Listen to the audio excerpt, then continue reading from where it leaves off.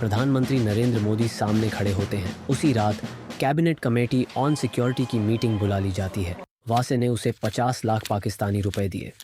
ये घर सईद के घर से बेहद नज़दीक था, तो रॉ के एजेंट नावेद के घर आने जाने लगे। नावेद के खाते में 15 करोड़ रुपए ट्रांसफर कर दिए जाते हैं।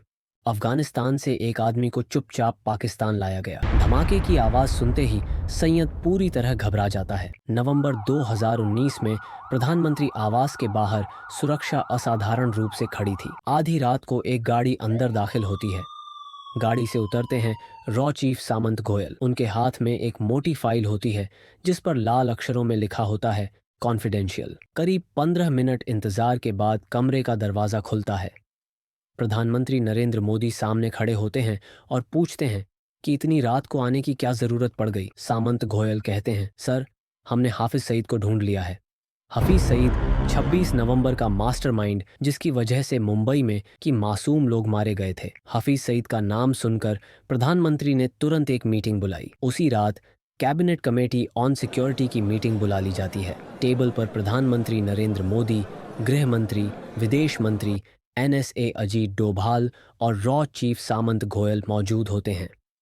गोयल फाइल खोलते हैं और हाफिज सईद की तस्वीरें, वॉइस सैंपल और इंटेलिजेंस रिपोर्ट्स सामने रखते हैं। वह बताते हैं कि अब UN में गुहार लगाने या अमेरिका से पाकिस्तान पर दबाव बनाने का समय निकल चुका है।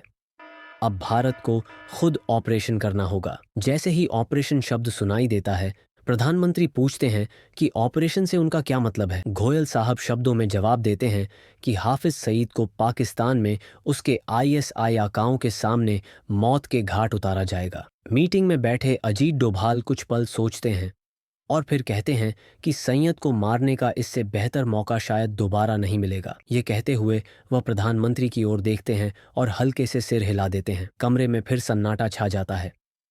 कुछ सेकंड बाद प्रधानमंत्री मोदी कहते हैं कि ऑपरेशन को आगे बढ़ाया जाए। इसी पल 2611 के बाद पहली बार एक अधूरी कसम ने आकार लेना शुरू किया। इसी कसम का नाम था ऑपरेशन अलविदा। रॉ के पास सिर्फ एक ठोस जानकारी थी, हफीज सईद की लोकेशन, लेकिन यही जानकारी सबसे बड़ी चुनौती भी थी। सईद को पाकिस्तान की ज़मीन पर जाकर ख़त्म करना आसान नहीं था। वो लाहौर के पौश इलाके जोहार टाउन में रहता था, जहां उसकी सुरक्षा किसी किले से कम नहीं थी।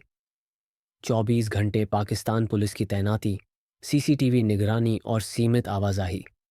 सईद के घर तक पहुंचना लगभग नामुमकिन था। सीधे ऑपरेशन का मतलब था अंतर्राष्ट्रीय संकट। रॉ को समझ आ गया था कि अगर सीधा बाढ़ संभव नहीं है तो रास्ता अंदर से बनाना होगा। इसके लिए ज़रूरी था सईद के घर के बेहद पास एक सुरक्षित और भरोसेमंद लोकल बेस, ऐसा ठिकाना जो शक के दायरे में ना आए लेकिन हर गतिविधि पर नजर रख सके। कहानी यहीं से एक अलग मोड़ लेती है। दिसंबर 2019 दुबई। नावेद नाम का एक पाकिस्तानी नागरिक पिछले 6 महीनों से दुबई की एक जेल में बंद था। वजह मामूली थी, एक छोटी सी चोरी। नावेद एक आम आदमी था, कोई आतंकी नहीं, कोई एजेंट नहीं। एक दिन अचानक जेल के दरवाजे खुले। नावेद को बेल मिल गई थी। बेल कराने वाला आदमी था।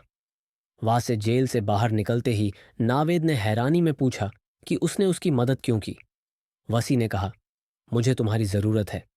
उसने बताया कि उसका कारोबार पाकिस्तान और दुबई दोनों जगह फैला है और उसे एक भरोसेमंद पार्टनर चाहिए। नावेद उलझन में था। वो जानता था कि यह ऑफर असामान्य है, लेकिन पैसों की सख्त ज़रूरत ने उसकी शंकाओं को दबा दिया। कुछ ही समय बाद वासे ने उसे 50 लाख पाकिस्तानी रुपए दिए। यह रकम नावेद के लिए ज़िंदगी बदल देने वाली थी। कुछ महीनों बाद नावेद पाकिस्तान लौट आया। यहीं से रॉ की योजना ज़मीन पर उतरने लगी। एक दिन वासे का फ़ोन आया। निर्देश साफ थे, लाहौर के जौहर टाउन में एक घर किराए पर लेना है। नावेद ने बिना सवाल किए हाउस नंबर 120 किराए पर ले लिया। ये घर सईद के घर से बेहद नज़दीक था, इतनी नज़दीक कि वहां से उसकी गतिविधियों पर नज़र रखना संभव हो सके। नावेद को यह नहीं बताया गया था कि वासे असल में कौन है। सच्चाई यह थी कि वासे रॉ का एजेंट था, जो बेस रॉ महीनों से ढूंढ रही थी। वो अब नावेद के घर के रूप में मिल चुका था। इसके बाद रॉ के एजेंट अलग अलग समय पर नावेद के घर आने जाने लगे, कभी कुछ दिनों के लिए, कभी कुछ हफ्तों के लिए। नावेद ने कभी सवाल नहीं किए। वो वही करता रहा जो वासे कहता था। अगले 6 महीनों में रॉ के एजेंट्स ने हफीज सईद की हर गतिविधि को बेहद बारीकी से ट्रैक किया। उसके घर के बाहर क्या हो रहा है, घर के अंदर कौन आ जा रहा है, किस समय कौन सी हलचल होती है, ये सारी जानकारी मिनट दर मिनट दर्ज की जाती रही। जौहर टाउन में बना वो गुप्त ठिकाना अब पूरी तरह काम करने लगा था। ये सारी इंटेलिजेंस लगातार भारत भेजी जा रही थी। दिल्ली में बैठे रॉ चीफ समंत गोयल हर अपडेट पर नजर रखे हुए थे। ऑपरेशन अब अपने आखिरी चरण के बेहद करीब पहुंच चुका है। इस दौरान एक बात किसी के ध्यान में नहीं आई। नावेद हफ्ते में एक बार अपने परिवार से मिलने जाता था। यह उसकी सामान्य दिनचर्या का हिस्सा था, इसलिए रॉ के एजेंट्स ने इस पर ज्यादा ध्यान नहीं दिया। उन्हें लगा कि यह एक आम आदमी की आम जिंदगी है। अब प्लानिंग लगभग पूरी हो चुकी थी। लोकेशन, टाइमिंग, सब कुछ तय था। बस एक आखिरी कड़ी बाकी थी। कुछ ही दिनों बाद वासे का नावेद को फोन आया। उसने नावेद को दुबई आने को कहा। वजह नहीं बताई गई। दुबई में दोनों की मुलाकात होती है। बातचीत के दौरान वैसे अचानक एक गंभीर सवाल करता है। वह कहता है, क्या तुम्हें नहीं लगता कि पाकिस्तान जिन आतंकियों को पनाह देता है वह गलत है? नावेद बेपरवाही से जवाब देता है, इससे हमें क्या फर्क पड़ता है, वह तो हमारे दुश्मन हिंदुस्तानियों को मारते हैं। वैसे कुछ पल चुप रहता है, फिर वह कहता है, मैं एक यहूदी के लिए काम करता हूँ। 2611 हमले में उस यहूदी ने अपना पूरा परिवार खो दिया था। अब वह तुम्हारे पड़ोसी हाफिज सईद को मारना चाहता है। ये सुनते ही नावेद हैरान रह जाता है। उसके लिए ये सब किसी फिल्मी कहानी जैसा था। वासे आगे कहता है, मुझे सईद को मारने में तुम्हारी मदद चाहिए। नावेद को यह बात मजाक लगती है। वो साफ कहता है कि वह इसमें शामिल नहीं होगा, लेकिन वासे उसे एक और ऑफर देता है। अगर वह मदद करता है तो उसे अपने पूरे परिवार के साथ अमेरिका में बसाया जाएगा, साथ ही करोड़ों रुपए भी मिलेंगे। नावेद के सामने अब जिंदगी का सबसे बड़ा फैसला था। एक तरफ डर, दूसरी तरफ पैसों और सुरक्षित भविष्य का लालच। काफी देर सोचने के बाद आखिरकार नावेद हाँ कह देता है। इसके कुछ ही समय बाद नावेद के खाते में 15 करोड़ रुपए ट्रांसफर कर दिए जाते हैं।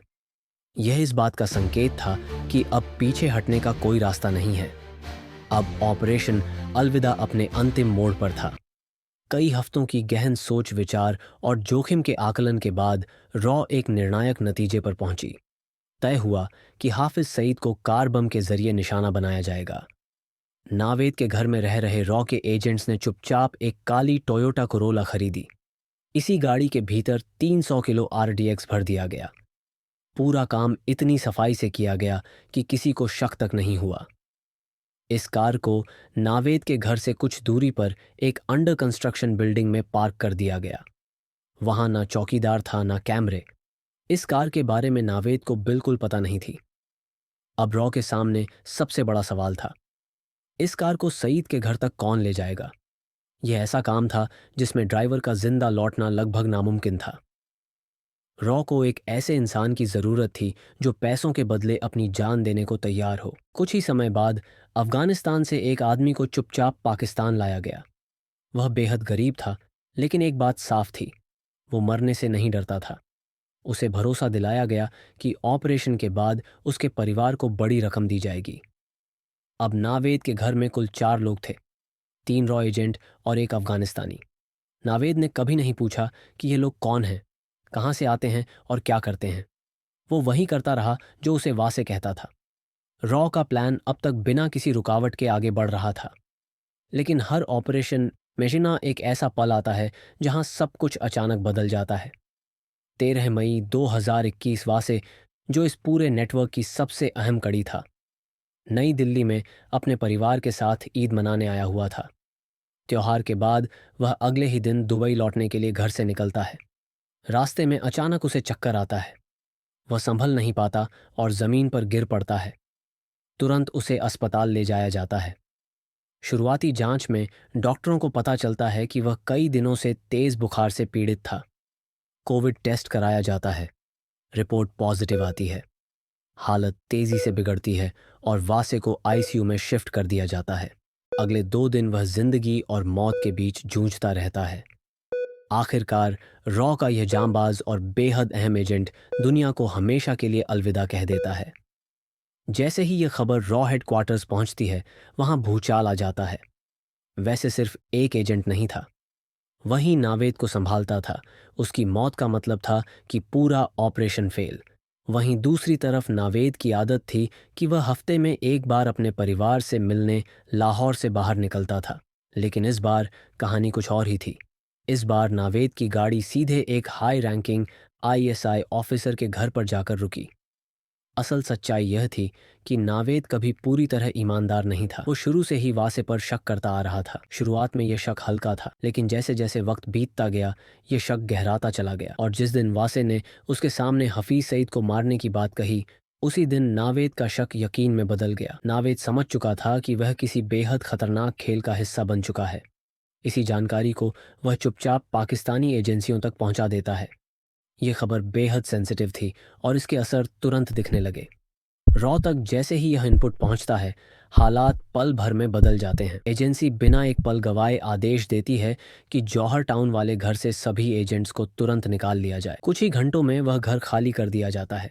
इसके बाद आईएसआई के लोग उस इलाके की छानबीन करती हैं, लेकिन उनके हाथ कोई ठोस सबूत नहीं लगता। अब रॉ के सामने सबसे बड़ी दुविधा खड़ी हो जाती है। महीनों की मेहनत, रिस्क और तैयारी सब कुछ दांव पर लगा था। सवाल सिर्फ एक था, क्या ऑपरेशन को आगे बढ़ाया जाए या यहीं रोक दिया जाए। इस गंभीर मुद्दे पर एक बार फिर रॉ की एक अहम मीटिंग होती है। मीटिंग में देश के प्रधानमंत्री नरेंद्र मोदी भी मौजूद होते हैं। आखिरकार फैसला लिया जाता है, ऑपरेशन जारी रहेगा। अब कहानी अपने अंतिम अध्याय में दाखिल होती है। जून 2021 लाहौर। सुबह के ठीक 11 बजे रॉ के एजेंट्स अफगान युवक को पूरी सावधानी से आईएसआई की नज़र से बचाते हुए उस अंडर कंस्ट्रक्शन बिल्डिंग तक लाते हैं। यही वो जगह थी जहां पहले से विस्फोटकों से भरी काली कोरोला गाड़ी खड़ी। युवक को एक बार फिर पूरा प्लान विस्तार से समझाया जाता है। कहाँ जाना है, कितनी दूरी है और क्या करना है, सब कुछ। युवक शांत था। उसे पता था कि वह वापस नहीं लौटेगा। कुछ देर बाद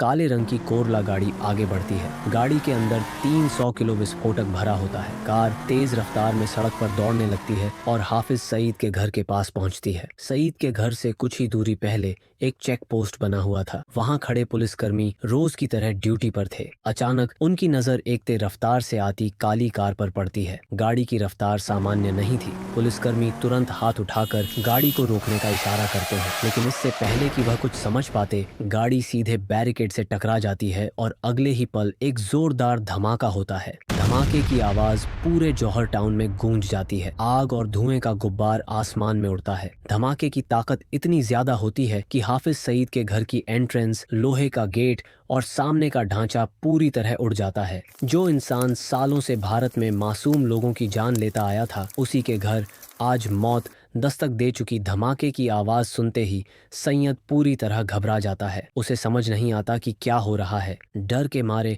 वह अपने घर के अंदर सोफे के नीचे छुप जाता है। उसका शरीर कांप रहा होता है। पहली बार उसे एहसास होता है कि खतरा अब सिर्फ भारत तक सीमित नहीं है। हालांकि इस धमाके में सईद बच जाता है और इसी वजह से ऑपरेशन अलविदा अपने अंतिम उद्देश्य में पूरी तरह सफल नहीं हो पाता। लेकिन इस नाकामयाबी के बावजूद एक बात बिल्कुल साफ हो जाती है। सईद अब यह समझ चुका होता है कि वो रॉ से बच नहीं सकता। इस घटना के बाद पाकिस्तान में बैठे छोटे बड़े सभी आतंकियों तक एक साफ संदेश पहुंच जाता है। संदेश में कोई शब्द नहीं होते, लेकिन मतलब बिल्कुल साफ होता है। यह नया भारत है। नया भारत जो सिर्फ चेतावनी नहीं देता। नया भारत जो दुश्मन के घर में भी घुस सकता है और चुन चुनकर वार करने की ताकत रखता है। ऑपरेशन अलविदा भले ही अपने लक्ष्य को पूरी तरह हासिल न कर पाया हो, लेकिन उसने पाकिस्तान में बैठे आतंकियों की रूह कंपा दी कि सीमाएं सुरक्षा की गारंटी नहीं है। दोस्तों, ऑपरेशन अलविदा पर आपकी क्या राय है, हमें कमेंट में जरूर बताइए।